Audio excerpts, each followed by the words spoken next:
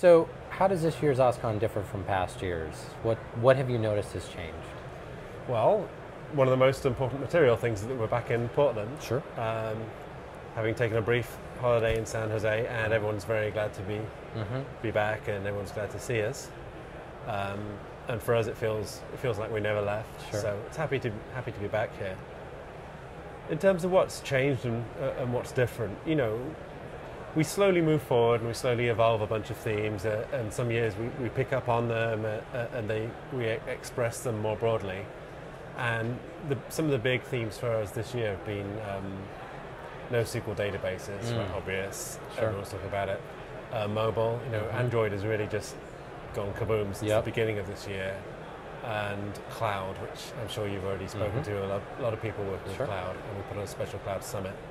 So, as well as covering the general range of technologies, Perl, Python, the core tech and core disciplines, the business topics, community topics. Sure. Each year we look out for the trends, and so I suppose if you want to say what's changed, well, each year they're the things that change. The movements and the trends that we highlight. Right. Now, it's kind of a loaded question, but I imagine as an organizer, as you're putting things together, you see the themes and trends that are going to be relevant this year. Do you also start to see the signals for things that are coming down the road?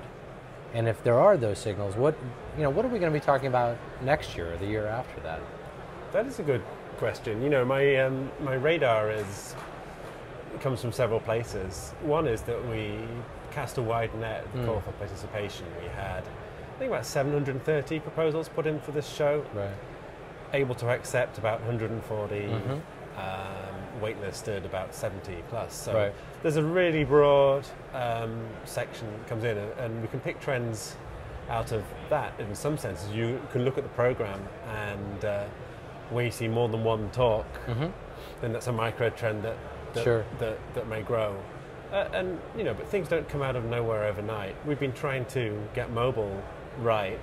Been trying to make mobile into something at OSCON for, I'd say, about 3 years. OpenMoko and all the other mobile projects, Moblin, which is now Amigo, we've been looking at them, but I feel that this year there are two things, for instance, that have made it catch a light. Android and HTML5. Yeah. So we keep tracking and things grow up, so if you're looking for next year, it's kind of more of the same, but something will come up. And if I could tell you exactly, then I'd probably be rich. Sure, absolutely. Yeah, you wouldn't be talking to me right now, right? So in terms of today's keynotes and today's sessions, the last couple of days, what's caught your eye? What has sort of piqued your curiosity?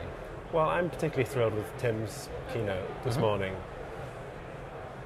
The whole thing at this conference started obviously with Tim, and the way he's joined together really what we're doing in open source with a broader purpose. You could just hear as he was talking about the benefits that open source software had in the Haiti disaster relief, for instance.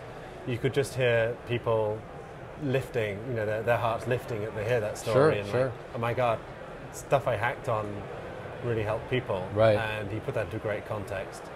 I also loved Stormy's keynote about web services and putting out a really important message out there. The free service, the free software response to web services. It's an important point she made.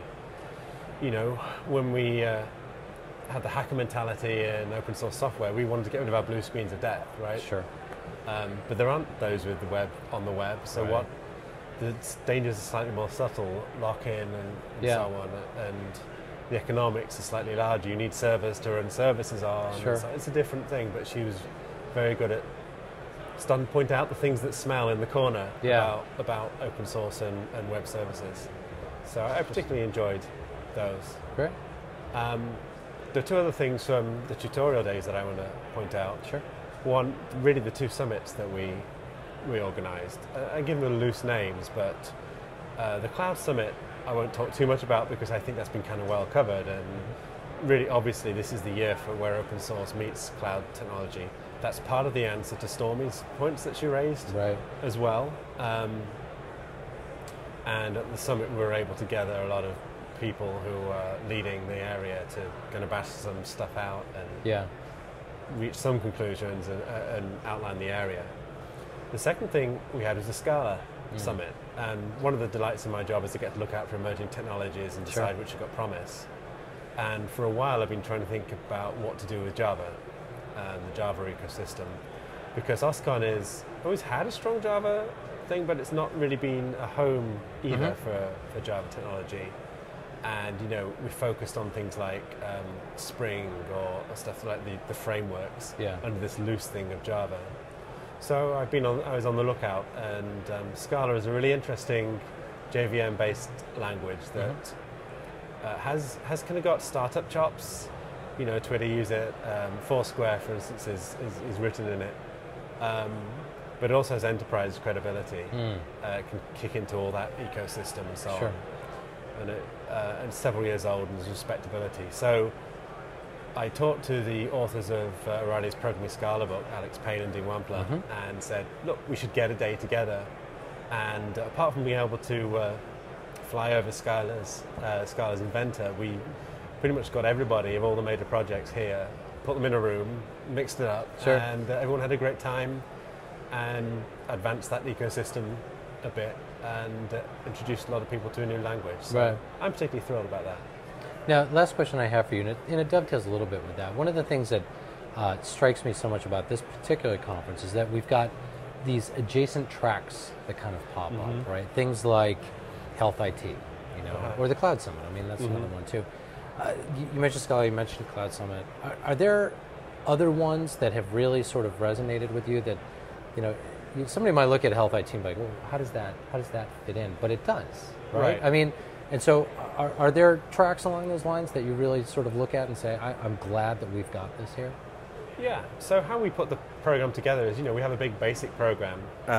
We tease out what the tracks are going to be and so on. We did that. And then the whole subject of Health IT came along. And that's not just an OSCON thing, it's an O'Reilly thing, right? It's something we're looking at as a company. And in that case, it's just an area that was just really ripe for the same kind of things that happened in open source software to happen inside it. And we did what we do, which is dive deep into the communities and the people and make a home for it, get people together to talk. And that's the work in progress. And I'm really gratified because the Health IT room, standing room only this morning, got off to a great start. So the luxuries of being in somewhere like the OCC in Portland here is the space. We get the chance to add things on, if something, to respond to late breaking topics, and to give communities a chance to form, and give us a chance to get to know them. Sure. Well, thanks so much for stopping by. I know you're a busy guy here. It's been a pleasure. Excellent. Well, thanks a lot, and enjoy the rest of the show. Thank you.